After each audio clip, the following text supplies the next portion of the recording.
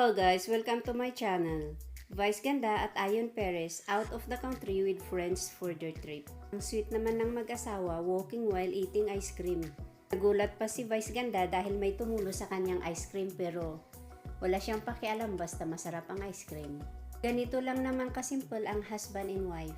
Vice Ayon with team gumala ang lahat para makapagpahinga a little bit sa kanilang busy work sa Pinas. Na ating panoorin ang munting video na kanilang ibinahagi sa kanilang Instagram.